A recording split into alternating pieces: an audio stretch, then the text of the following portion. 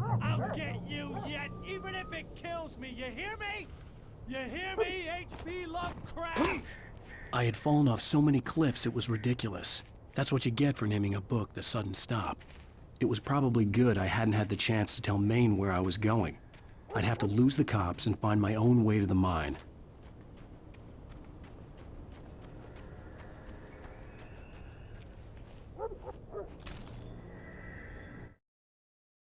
Nightingale stared through the broken studio window into the dark woods. He turned around, started to walk out, but Maine grabbed his arm. "Young man, you almost shot me.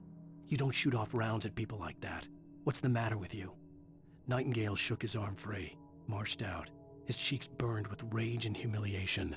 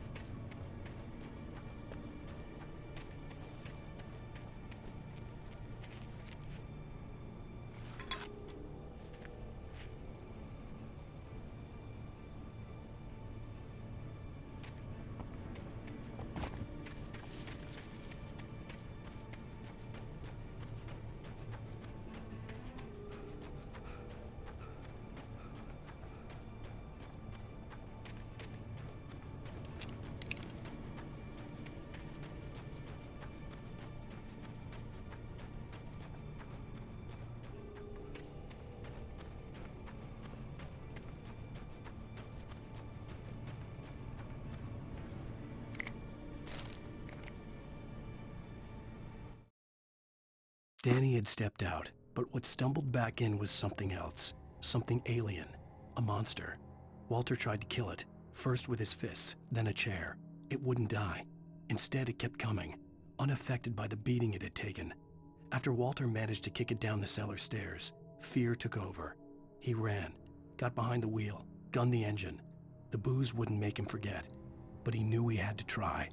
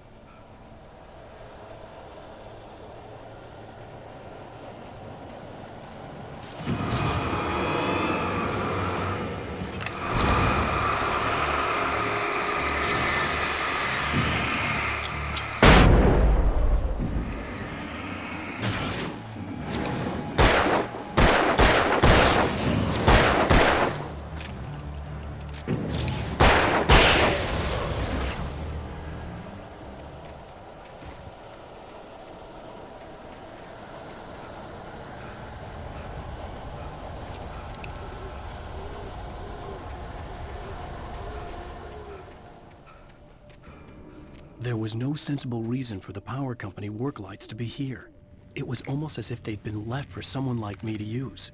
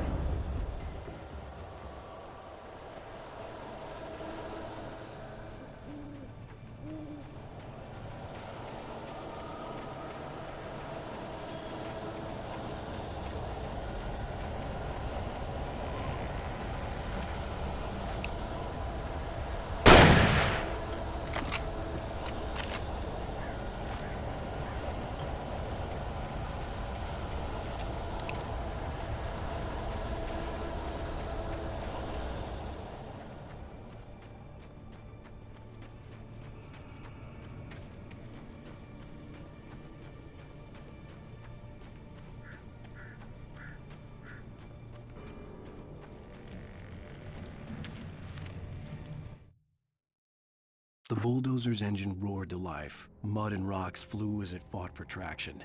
It crashed through the concrete wall and landed heavily in the yard. If it were an animal, it would have shaken its head after the impact, fixed its eyes on me, and charged. Of course, it had no head, nor eyes. Shadows crawled on its form, twisting it into a monster. Then, it came for me.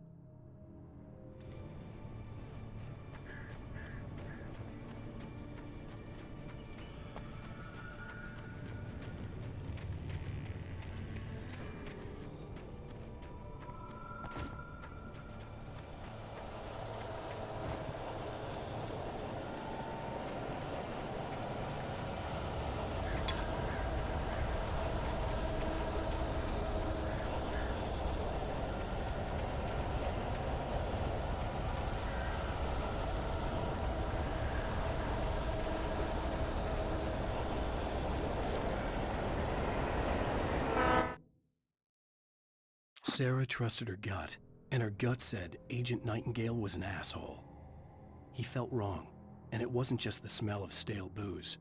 It was in the way he flashed his badge, pulled rank, the look in his eyes when he wanted answers. Where was Alan Wake? What was this about an accident? Where was his wife? And most importantly, why did she let Wake go? He wouldn't answer her questions. Federal business was all he'd say.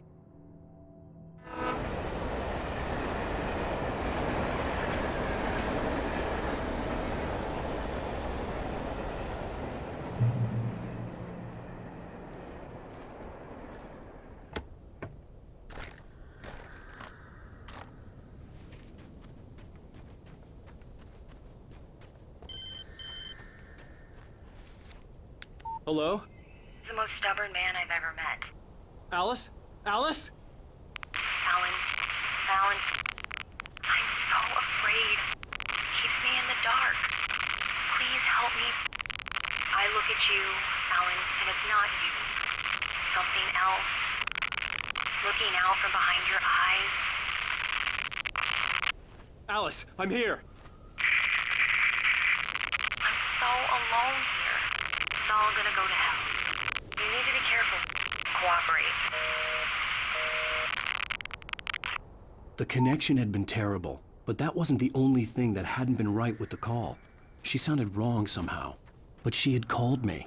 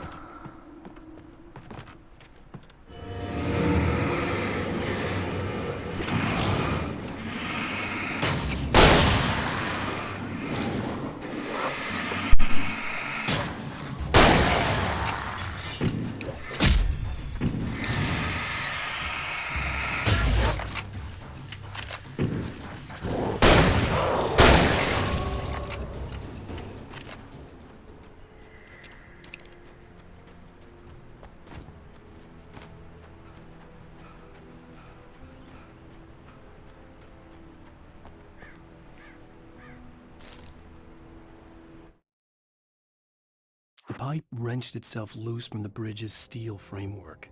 Wrapped in darkness, it floated in midair, twitching. For a moment, I didn't understand what I was looking at. The heavy object lurched at me with impossible force. I threw myself out of the way, but just barely. When I turned my flashlight on it, it shook in a dark rage before it flew at me again. I could see a railway bridge up ahead and a warehouse of some sort on the opposite shore. I hoped I could find a car from there.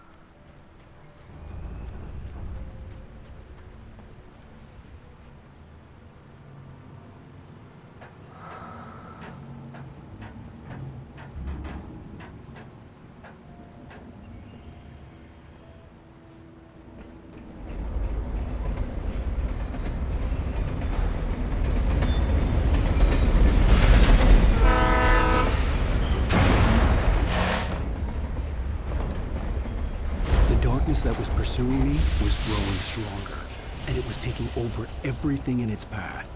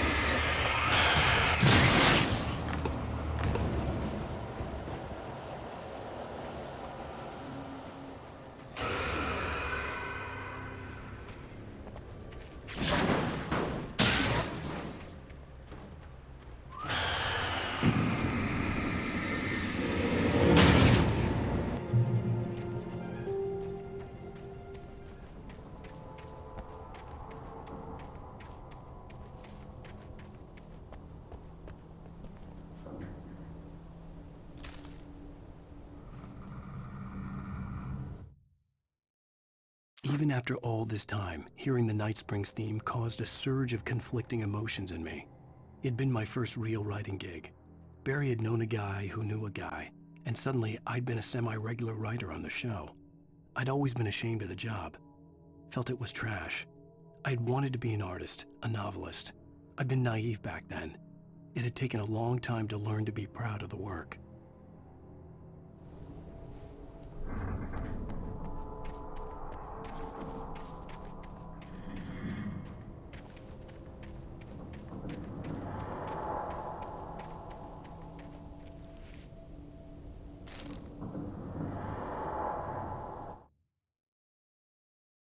I slammed the door shut right in his smug face.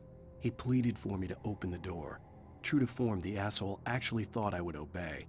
I had no sympathy left, no guilt either, not for him. I took a moment to savor the scream. I bet I had a smile on my face. It was all that I had time for. The dark presence was inside the lodge with me.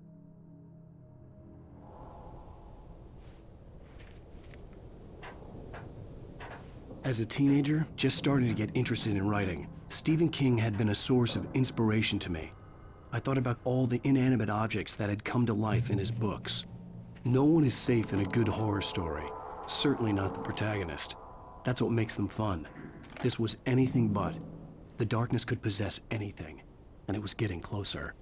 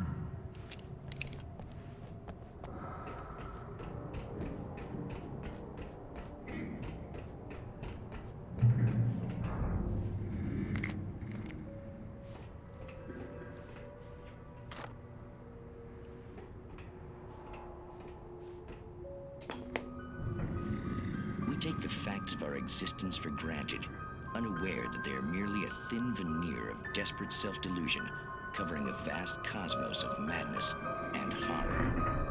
All too often, the stars are right. In Night Springs. Tonight's episode, a family occasion. Journalist Alvin Derleth's trip to study the local customs of an insular community in Night Springs has been less than successful. Until tonight. Well, I'm glad you changed your minds about this. Ancient customs, local mythology. My editor loves this kind of stuff. Well, Mr. Derleth, we don't want to feel like we're on exhibition. But you have demonstrated the seriousness of your intent.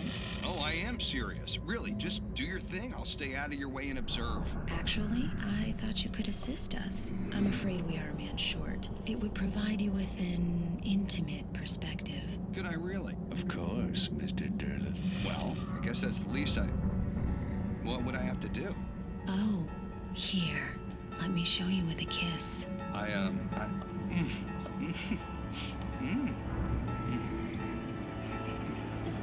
What did you...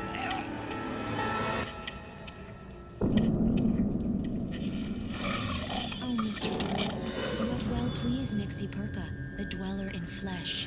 Your body shall host his 1,000 young, and all shall be glory.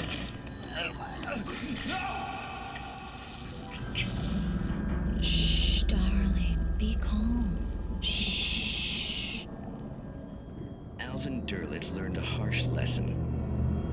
If you go looking for mythology, it may come looking for you. And such quests always bear fruit. In Night Springs.